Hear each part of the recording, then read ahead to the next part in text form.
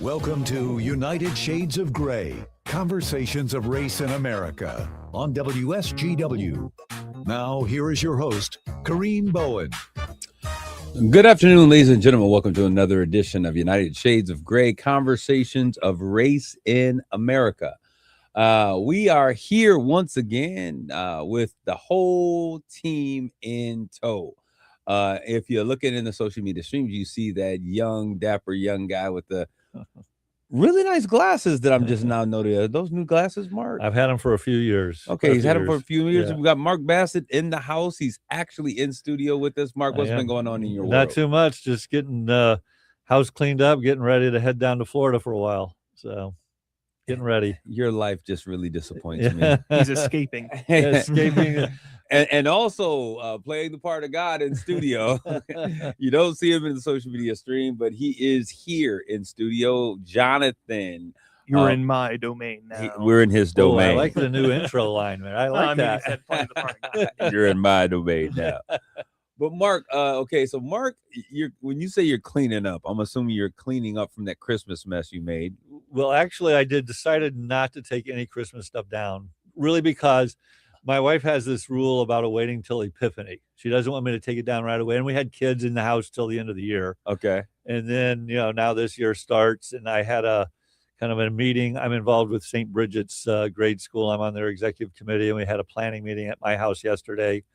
And so I haven't had a chance really to start taking it down. And I'm going to be leaving town for a little bit, here shortly. So I'm going to wait till I come back probably. So we're thinking like Valentine's Day, this stuff is going to be coming down, Mark? No, probably. I may end up with a Christmas in July party. Are we talking that long? Well, then, no, probably. I'm guessing realistically, given my travel schedule, May. Yeah. Wow. Yeah, because I need 2 weeks. Is there a rule as to when Christmas decorations are Never. supposed to? I mean, if you're a real Christmas aficionado, I've been asked if I leave them up year round. So we got Mr. Zingers over here, Mr. Bronners. Oh wow, that is crazy, Mark. Yeah. So where are you off to next? What's happening? The in the greater world of Palm art? Beach area. We're gonna try spending some time down there, just see how we like it. It's a little warmer. The water is much warmer than Southern California, where we've spent the last couple winters. I think Mary will like the water much better than the 57 degrees in Southern California. But the 57 degrees in Southern California, isn't that home? It is home, but she doesn't really want to get in the water when it's 57 degrees. I get in the water when it's 57 degrees. She doesn't. Your body boiling all over the place. South Florida will be in the probably mid to high 70s, much warmer. So, okay, Jonathan, aren't you just so sad about the life that Mark lives? Oh man, yeah. It's a shame you got to do all that traveling to those warm places. Yep. So you're now officially, what is it, a snowbird, snow bunnies? I don't have a dual residence, so we not yet. Well, maybe one of these days we will, but I'm in no rush. Okay, no rush. I've actually lived in Midland longer than I've lived in any other place in my life. Actually, now at this point, where all have you lived, Mark? I was born in Louisville, lived in Baltimore. I love Louisville. I do too. It's a great town. Lived in 3 cities in Germany, back to Louisville. Wait a minute. Yeah. What were you living in Germany My for? dad was a military officer. You didn't know that? Yeah. Well, yeah, I knew, but I didn't know you lived in Germany. Oh, yeah, 3 years. Which cities? I started in a town called Pirmasens, excuse me, which is army bases there, and it's near the French border. And then we moved to a little village called Clausen, which is right outside of Pirmasens. And we were the only American family in the village. So I actually became fluent in German at that point as a kid. Sprechen Sie Deutsch? Sprechen Sie Deutsch? Sprechst du Deutsch? And then we moved to Heidelberg. And then my dad got sent to Vietnam. So we went back to Louisville to live with my maternal grandparents. From there, we lived in Hawaii, then to Norfolk, Virginia. And this is where I think I've told you the story. I was on a military base for second semester, 6th grade, and they used the military kids to integrate the inner city school. Yeah, you did tell me that. Desegregate the inner city school, which was an interesting experience. You learn when the roles are reversed, honestly. Yeah. And so you learn very quickly to understand that perspective to some degree. Then back to Hawaii, then to Northern Virginia, West Springfield, Virginia, back to Hawaii, then to Notre Dame, Charlottesville, Virginia, Berlin, Germany, Charleston, West Virginia, New Fairfield, Connecticut, Midland, Michigan. Wow. Yeah. Been all over. Wow. Yeah.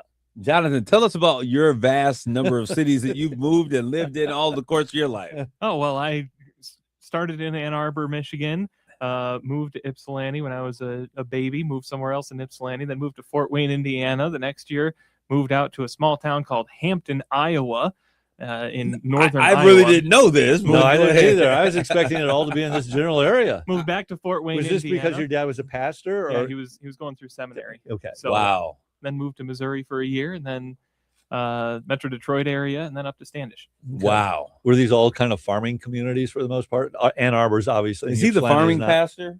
No, a couple of them were Okay. when we lived in Iowa and Missouri, but usually we were in kind of the suburbs. Okay.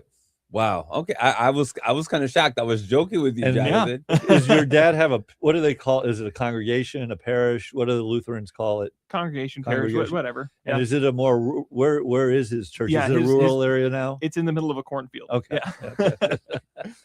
All right. All right. So I got asked a question Go ahead. over the holidays. Because a listener yeah. is wondering what's going on with Jonathan's, romantic life. You want to provide any? We quick didn't get any updates on Thanksgiving nor Christmas. Yeah. New How was Year's Eve Christmas came in. with your girlfriend? I'm assuming you still are together, or Yeah. Yep. All right, congratulations! I'm happy for you. Has it been a year now? Coming up on 8 months. Okay. All right. Yeah. The listeners are intrigued by this. Oh, They all I'm sure they are. say like John. They're all They very do impressed ask with questions, Jonathan. I'm a private person. They're all very So they're impressed with Jonathan. Yeah, We his won't maturity. tell anyone, Jonathan. I was expecting to see maybe Jonathan with his significant other at the party, but just like Kareem, he didn't show up either. Oh. We were going to, but we had other stuff going That's on. okay. I didn't Yeah. expect you to be honest. Jonathan, so what did you do for the holiday? Over Thanksgiving, Christmas, all that. Yeah, all of that. It was kind of a trick of navigating. Okay, whose family's going first? So and all this that. is very serious when you start going to the other person's Yeah. families. Yeah. and both our That's why I'm families. intrigued by Like this. her family likes me, my family likes Great. her. And she's We Catholic, get if I along remember well. correctly. Yep, that's correct. Yeah. But yeah, we went to. Christmas was easier because her family does it Christmas Eve and my family does it Christmas That's morning. always So that was nice. the easiest yeah, one. Yeah. But yeah, Did you go to both places for Thanksgiving as well then? yes. Yep. Wow. Okay. Wow. Yeah. A lot of eating. Yeah, a lot of eating. A lot of potato salad with raisins Hopefully in they it. don't have them at the same time. Or you go to dinner for one and dessert at the other or something. Yeah, you can't eat dinner at both places. I mean, I guess you could, but Yeah. that wouldn't be the greatest. Yeah. But anyways, let's get it there. The world has gone crazy since this new year began. And I don't even know where to begin to unpack this conversation. But the question that I was asking, and I don't even want to ask the question anymore because since we were initially going to have this conversation, like so much more has happened. I was talking about why is race so important to the world. But there's been a number of things that have happened and taken place that have really kind of, I want to just kind of dive into so many different areas. I'm going to throw this out there, Kareem, Go ahead. just for Absolutely. time shenanigans. By the time this is going out over the radio and in podcast form, a week will have passed. Yes. So this is going to go out next weekend as we're recording this. Okay, so it'll go out next week as we're Yep. recording. It'll be this. old news by then. It'll may be a fresh take on old news. I like that. I'm holding on to that one. But the way things are happening, I mean, it will. I think the conversation is still going to be relevant. I want to start with something that is more today. If you're listening, and unless you've been under a rock, we've seen that there has been a fatality in Minnesota. Yep. In relationship to ICE being out there.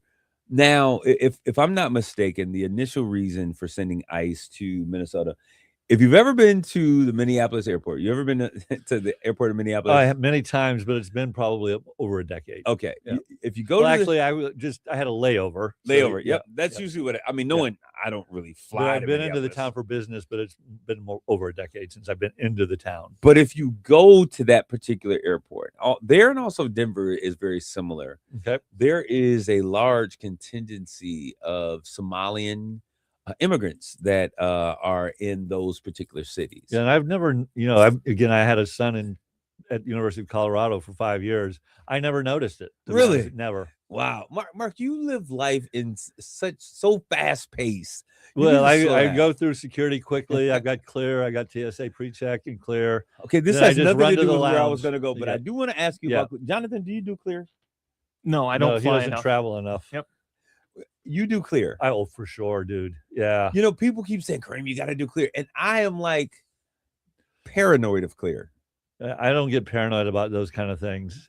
If it makes Your my name isn't travel life, Kareem Jabbar either. yeah, But go ahead. I mean, if it makes probably my would help. travel, I travel enough, not as much as I used to because I'm not in business anymore, but I still travel a lot. Anything that makes me getting through security faster and easier, I'm all for. So let's talk about that process, because a Yeah. lot of people that are listening, they see the clear line, Mhm. and you know, hey, TSA pre-check. What does it mean? What's the process for getting clear for clear? Well, you have to pay. You know, Yeah. I got it for free because of my status with Delta. They covered it. Yeah. They're basically taking biometrics. They're looking. They record your eyes and Yeah. your fingerprints. Your two index, I think it is. They use eyes now mostly because they don't want people touching the pad. Right. But they're recording your biometrics. They have your TSA. But you don't need TSA to get clear. It's extra fast. So you have TSA and clear. But they use biometrics to get you through the line. They've done just like TSA. They've done some sort of security screening on you. So it's like 23andMe. You're giving away your DNA, your biometrics, but your biometrics, your eyes, and some of your fingerprints. Let's be honest. Are these things that the government already has? Well, if you signed up for something like that, they do probably. So, and if you use fingerprints to open up your phone, they have access to it at the very least. Yeah. Yeah. I don't have that anymore. I used to have your face, Jonathan, or your sort of facial scan, recognition. Open up your phone. A lot of my accounts have facial recognition again because it just makes it signing in easier. I mean, my face is public. You can go online and look at my face. Same as yours. I mean, our faces are public, but Yeah. but are we given like authorization to? Do they really need authorization though? I mean, the government can do whatever they It want to Do you do. think you would Depends on actually? what? Do you think Do you would think this actually government ever would do whatever give they wanna them do? biometrics for? Not voluntarily, no. I wouldn't either.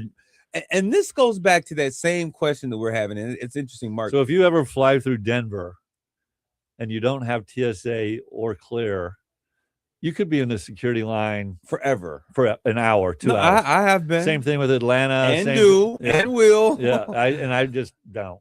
I'm not that paranoid about that kind of stuff.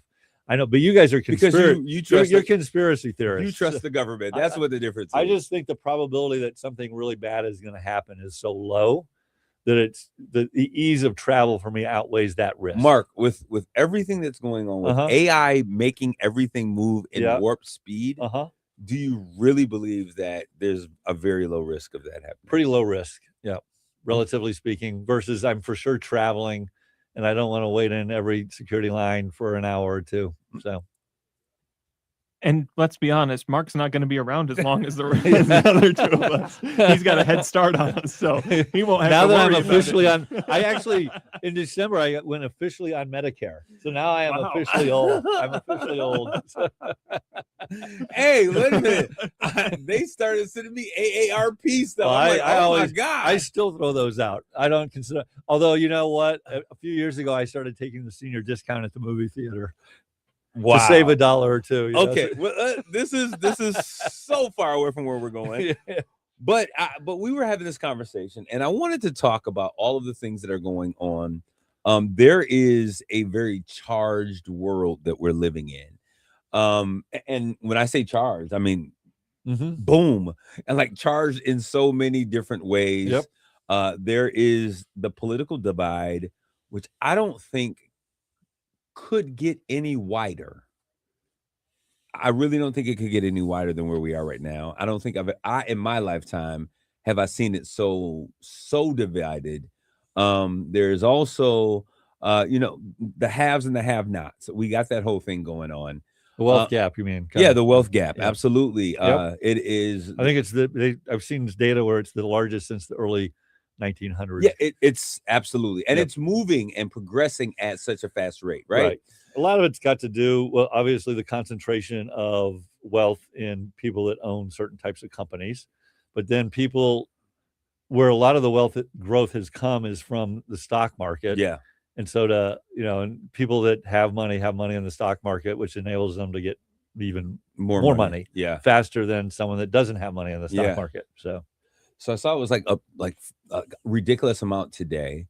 I can't remember what the number was, if it was 245 or was it 425, but it was up today. So I was like, okay, this is the market. Yeah. Oh yeah. I glance at it every day, and every day, am I a little richer or am I a little poorer? And then there's this whole there's this ethnicity divide, this who we are ethnically, which has really never been as big of an issue, I think, in our nation as it is right now. And Really? maybe at an earlier point. Yeah, I mean, obviously, Statue of Liberty point days, though. But I mean, I don't see it as any different than 10 years ago. But obviously, I'm looking at it from a different lens and perspective. Mark, you're looking at it from the beaches of Florida, Hawaii, and Florida. I mean, and California. So it's a little bit different. It looks different. So you think it's worse today than it was 10 years ago? I do. Really? Yeah. That surprises me, I guess. It's different from the perspective that I think that there's always been a black-white thing that the country has always grappled with. You think is it the rhetoric? Is it what specifically is kind of worse in your mind? Rhetoric is one thing, but I think it's policy.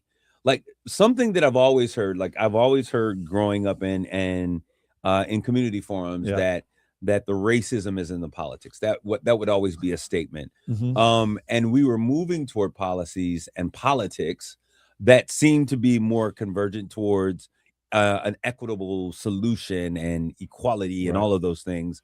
And it's like we've done an about face and kind of gone the other direction with policy, which you're talking about, like the DEI. Yeah. So policy in relationship to my generation and my being, I've never seen policy go the opposite direction. The other way. Yeah. You got to think that me as someone who's growing up in the early 70s, it's been about the civil rights. 1968 was kind of like when Black people were considered to be whole humans. Right. So, 5 years before my coming here, the whole march has been toward a more inclusive, policies driven toward equality and equity and all of those things, until more recently, to see policy that is created or being constructed that kind of moves us in the opposite direction is a very new thing for me. Okay. And so it's a very interesting, and a bit fearful, when we see those things take place. I mean, ultimately, we don't know the result of that yet. It's too soon to see the result of that yet. And in some places, I think ultimately the ultimate result. But I think that there are some things that we could look at now. I mean, and you know how I've been pretty clear how I feel about this administration, right? I've never voted for Donald Trump, and I've been pretty clear. I think it would be hard to construe that what they're doing is anything but kind of stilted towards racism. Yeah. But as we've talked before, eliminating or modifying DEI policies, I don't necessarily believe are in and of themselves racist, in the sense that policies that you needed at one point in time may not be policies that you need now. Right. And I do want to throw this out as a caveat, Mark, because just within the past 3 to 5 years, you were an individual that was really pursuing to make sure that the workplace was a place where equity could be found. Right. I wanted everyone to have free access to the same job. That's how we connected. Right. And so I think that it's interesting, the place that we find ourselves now. So, and then the thing that is also new for me is the idea and the conversations that have arisen concerning ethnicity. Like it's almost going back to a early city of New York, the concept of ethnicity. I think this is an easy tactic for this administration. It's easy to look at a group of people and go like, oh, they're all bad. Yeah. And so otherizing folks is nothing new. Yeah. But that conversation for me is a new place to be. And so it is. So these are the things that we're having conversations when I'm in barbershops or in churches or community forums in Black communities. These are things that are very real, and it feels almost like returning back to a civil rights. And I totally understand that perspective. The question in my mind is that is what is going on basically a sole result of this administration, where they've normalized that sort of thing and made it acceptable. And and I think there is some degree of that. Then the next question becomes then, well, what happens when that administration changes, and will that continue or will it go away? Well, I think that you have asked, I think, the $1 million question. Yeah. But in there, what I am seeing that is very interesting is that before I would have said that very few people felt certain ways about certain things, right? Some of the things that we see taking place, I would have said, most of my friends would never agree or never. But what I'm feeling, that I'm sensing, is that I have a lot of friends who have been feeling a lot of ways that maybe have been overlooked, and not necessarily brought to the forefront. And what this administration is doing is creating an environment where those thoughts and those sentiments, which may have remained latent, are now coming to the surface, and we're having those conversations. When the president of the United States uses all the kind of language he uses, it basically normalizes it, makes it acceptable. So while someone would have been afraid, might believe the same thing, but were afraid to say it before, now it's just fair game. And I'll be very honest. There is a friend out there, and I'm going to say her name. Her name is Julie Cox. Grew up with her. She's one of my good friends' younger sister. And she was always just kind of a funny young lady. She grew up to be a beautiful woman. And I see her sometimes in some of the posts and things that she says. And I'm just like, what planet was she raised on? Because it just seems so different from where we were when we were kids. But the thing that was interesting is I got this wording. She posted something, and I was like, I am blocking her. And I talked myself off the ledge. I said, we can't have everyone that's on board that thinks exactly the same way that we do. And so I kept her on board. I said, we're going to continue. I'm going to stomach it, and we're going to see what happens. We're going to take a commercial break. We'll be back with more of United Shades of Gray.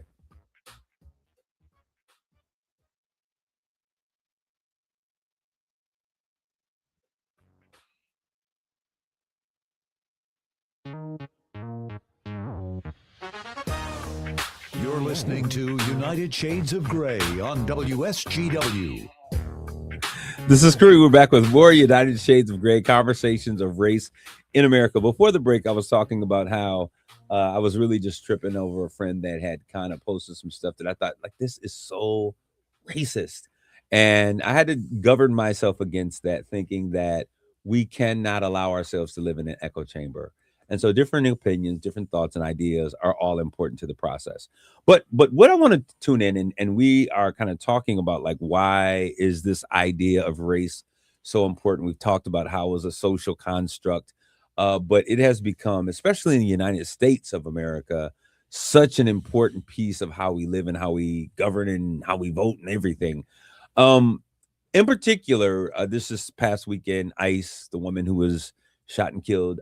I don't know if you guys have heard or if you're aware. Or I mean, loosely, generally. Yeah, I mean, generally aware. I mean, I've seen the one clip where she's kind of pulling away. Yeah, I don't know what I try to avoid rushing to judgment, and I don't know. Evidently, she'd been kind of following them all day, but as she's pulling away, this guy shoots her through the driver's side window. And the initial claim of, like, this was self-defense, she was running him over. It's really hard to believe that that's the case when you see that video. I mean, the dude's on the side of the car. There was another officer in front of the vehicle. Okay. And the bullet hole was in the windshield, not the driver's side. Okay. So again, that's why I try not to rush it. But the clips I've seen, it was hard to, like, boy, this really doesn't look like self-defense. Yeah, no, I saw the video. That was the video that Jonathan is talking about that I saw first before I saw the other video. And it's because I was kind of late to the party. Yeah. So I saw those who are pro ICE in community, say, hey, you didn't see this. This was self-defense. But what I did recognize, the car was going in that direction, and the officer sidestepped the car. Yeah. So he was not in any imminent danger of being shot. Right. But it's the question is, so they were being brought into this area, and this is how we ended up talking about Minneapolis, because they were dealing with the issues of deporting people who were there illegally. Mm-hmm. And the administration's leaders' words, not mine, we're going to deal and get rid of all those Somalians who's here, because before that same group of people were from those S-hole countries. Right. And so sending out Well, you just rotate them. The Hispanic people, the S-hole countries. Who's next, yeah, right? Exactly. And so they were there. Now, this is the problem that I've voiced for a long time. When we look at most ICE workers are not urban city guys, even though I do know a few people who are working for ICE. I won't say their names because they're making a living for whatever it is, right? It's what they do for a living. It's like a police officer. It's a federal agency. Absolutely. Yep. And so, but what was interesting is that the majority of these individuals, because there's a certain kind of person that you have to be in order to do the work that they're being challenged to do. And I think that it takes a certain level, and you got to feel a particular way, I think, politically, or at least be able to mitigate how you might feel about certain things. ICE has been around for a while. Absolutely. I mean, they didn't come up yesterday. How it's being managed today that's what I'm saying. Is fundamentally different than how it was being managed before. So that's what I'm saying. Yeah. I mean, so they've hired a ton of agents that were, I mean, the question becomes is like, what are the criteria and what were they looking for before versus fundamentally different than it is today? The sheer number they're hiring today would indicate they're getting a much broader spectrum of. Well, and then also the rhetoric that's coming from the administration. For sure, the rhetoric. We're going to hire ICE agents to do this. Right. So that's why. So I think it was J.D. Vance who said we're going to hire these agents to go into Minneapolis and get rid of all of the Somalians that are there illegally. Yeah. So this is the problem that I have. So I pray. I never want to see anyone lose their life. Right. And I never think that that's good for our federal government to be involved, or even state level law enforcement, anytime, right? Yep. When people are losing their lives, and I think that it is something that we should all be concerned about. The thing that causes me pause is because I'm thinking about these individuals who are ICE agents, and I'm looking at where a lot of these typically have come from, areas that they've come from. Yeah, I just don't know. So we don't know. Yeah, but there, when I look at the images that are out there, I know where they aren't coming from. Okay. And so when I look at that and I think about someone going into a place like Minneapolis and looking for Somalians, there's a difference between some immigration officers and ICE. Mm-hmm. So ICE doesn't have the ability to come into your home and all those other things unless they have legal papers. Yep. Absolutely. Yep. So when I think about this, I think about the blacks who are also living in these cities. Mm-hmm. And I'm thinking that if folks who are coming in as a part of ICE, are they really going to be discerning to make the difference between who are classical black folks from the United States, African-American descendants of slaves who are here versus some Somalians versus I think you've had that issue with people of Latin descent as well. Absolutely. Yeah, especially when the Supreme Court says that you can use I believe it's race and ethnicity and accent stuff like that as a basis to investigate. Yes. And so those things are, I go to places all the time and I have family members. They're like, hey, are you, where are you from? And I'm like, United States of America. And, because many of my family have very Somalian-esque features. There's probably some DNA there, but they were born and raised here. So those types of things, it gives a pretty broad blank check for harassment. Right. And, and so this is what I have been saying, especially when you've got quotas. People don't like quotas for certain things. But they're having quotas. Having quotas for deportations is a different. That's okay. So my thing is, and this is the conversation that I've been having. When we talk about it, so many people are like, it's not racist. You're making it racist. I'm like, when we give license to go after people based upon what they look phenotypically, and where they. It creates a system where folks who look like folks, who they maybe are, also have the ability to be harassed. And even if it isn't inherent to the system, which I wouldn't say it is, like the purpose behind that, it creates a weakness in the system that opens it to that. And see, Jonathan, that's what I love about you, because I think that you always try to remain in a place that you can see both sides of the story. Right. However, what I've been saying from day one, when we first started, there, you guys were like, well, maybe it's policy. There's some things that need to change. Yep. And Mark, you said, well, now that I'm seeing some things, it's kind of hard not to factor race into Right. this. Before, they were just going for brown folks. Now they're going for brown and black people. And so to not see that this is going to be problematic for cities like Chicago. I mean, if we could only have more immigrants from Norway. I mean, That's a quote. That's a real quote. I mean, absolutely. And so when I see things like that, when I see or South African farmers. Yes. Once again, when I see things like that, Mark, and it's tongue in cheek, but the reality of it is, if I can say that white South Africans that come to this country deserve a certain type of treatment, Yep. and we're not accepting black South Africans, that is a policy based upon the color of my skin. So if now the people who are the targets of ICE are now Somalians, heck, they're the same color that I am. And so it now breeds a sense of concern, I think, in communities of color that I think is justified. Right. And it's one of those things in which people don't understand how people can be re-traumatized by things that have created trauma. We are just, days away, weeks away from really the apex. We look at 2020, 2021, 22, and especially 2018, 19. Those were periods of time where black folks who have been shot by police officers, that was the hot topic of conversation. Now we have Border Patrol agents and ICE agents who are on the street going to look for people who are brown and black. Right. So it is a re-victimization of what people were already dealing with. And that is a very important piece that I think that we need to look at. And as we look at, yes, we want our country back, whatever that looks like. We have to understand that there's some people that were here that are a part of the back that don't look like the others, if you would. Well, on top of that, I mean, we've talked about it before.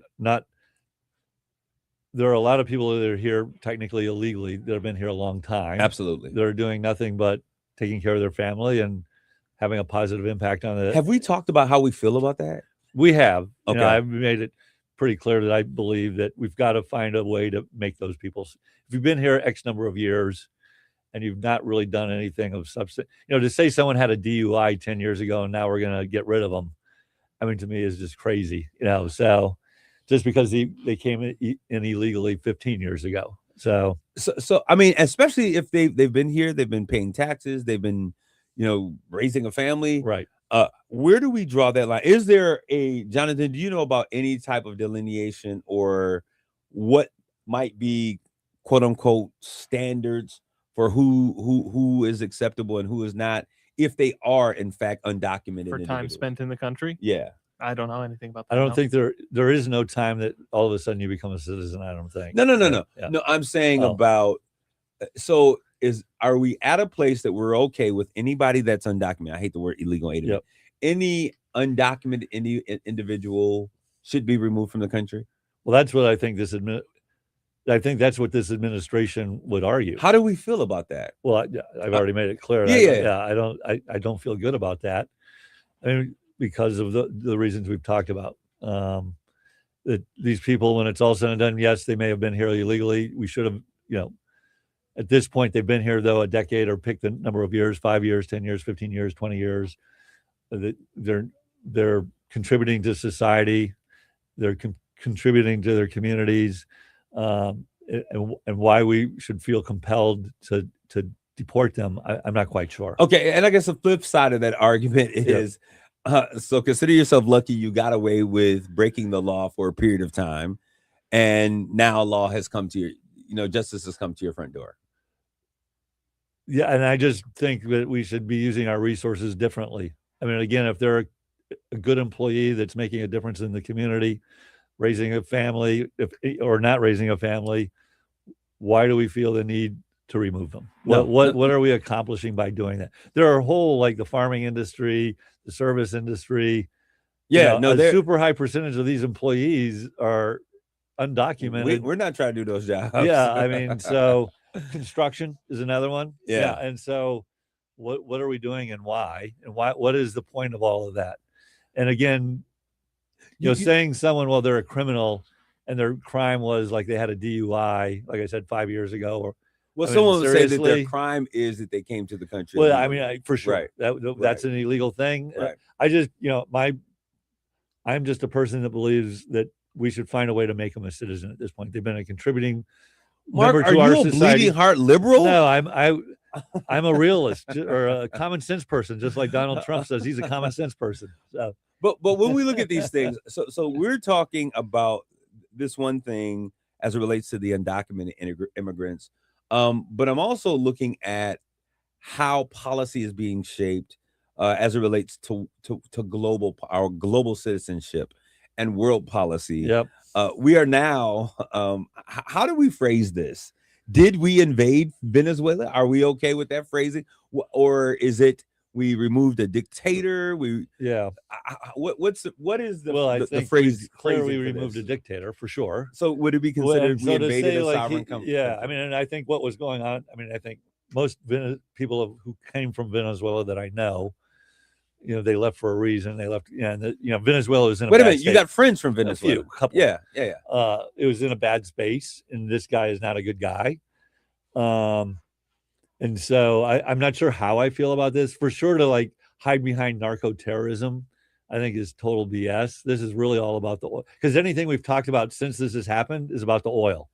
And so I don't believe that any narco terrorism has anything to do with this. This is about the oil and trying to kind of reclaim the oil that exists there. Now, it's not going to, trying to position that like oil prices are going to come down tomorrow is absurd, because the infrastructure there is in total shambles and disarray. And, and so it's going to be a huge, multi-billion, hundreds of billions of dollars of investment in capital, never mind kind of the security you need to get everything out and get the industry up and really running. But there's trillions of dollars that potentially that are potentially there, right? And the government's talking about like funding the oil companies to rebuild the infrastructure. So so there's been no discussion about. Do you think it's narcotics. problematic that oil company execs are being briefed on some of this information before Congress? For sure, it's a problem. Of course. I mean, I'm just because it almost seems like we're living in. And I don't know what was or wasn't done. Like if I'm thinking about it, and I for sure would ask oil companies what's their opinion on the oil there and blah blah blah blah. But nuking all of these boats because they're narcotics boats. And then say, I'm trying to connect the dots. Is my well, that thing. was that was all leading up to like, oh, this is a narco terrorist state, and so we're so they're going to start bombing boats. But were they considered a sovereign country? Venezuela, Yeah, for sure. Okay, so important to note, the U.S. didn't recognize the government of Maduro. Right. Well, no, I get that. Yeah, I get that. But that's not. That doesn't mean they weren't. I was going to say, how many countries are not Yeah. recognizing the government of Donald Look Trump, the look at administration? Taiwan and stuff Yeah, like yeah. that. Okay, so what does this do when we look at this? Because I think that this is, and I'm saying this, and people are like, why is he always bring it to race? Because it is a thing. When I look at, I don't think this has anything to do with race on this. But let me just hear me out. Right. So I'm looking at this, and I'm looking at Venezuela. And I'm looking at the people of Venezuela, Venezolana, for those who are out there, all of my Latino and Latinx people that are out there. When I look at Venezuela, those are black and brown folks. Yep. And when I look at what we're doing with Ukraine, or what's going on with Ukraine, there's a different. I don't understand how we have a Venezuela and we're fighting a Ukraine. It's a conversation for the future. Okay. And then I look at what happens in Nigeria on Christmas Day. And you mean bombing the terrorists? Yes. Okay. Bombing the country. Well, yeah, but again, the rhetoric, and I haven't looked at that. Yeah. Close. I mean, there's been all sorts of. Those are all separate and distinct things. No, very much so. I would argue that they're all movements from the same. Yeah, but I would argue, like again, my personal belief is Venezuela is really about the oil. Okay. And frankly, I think I believe that most Venezuelans are happy about the removal of Maduro. I think that is what we would want the narrative to be. Okay. Yeah. I mean, okay, and we'll just leave it at that. Yeah. And then I, for sure, there are Christians being persecuted in Nigeria. There's Christians being persecuted all over the right. world. But there's been Christians being persecuted here in the country. Right. And so, I mean, but there's been some pretty significant. Not to the extent as Nigeria has been going Right. with it. That's where I was going to go. I mean, you've had whole schools of girls kidnapped and, I mean, tortured, raped, killed. And so those I really don't believe those have anything to do with race. I think those are more political moves to reinforce. Again, one's about oil, one's probably about, I want all the evangelicals and Christians to continue to support me. Well, So that's my question. yeah. Are we now doing holy wars? Well, I mean, there's a lot of atrocities that we Right. could go out and to defend. oh, for sure. Oh, for sure. And so I think that because I have a different take. Yeah.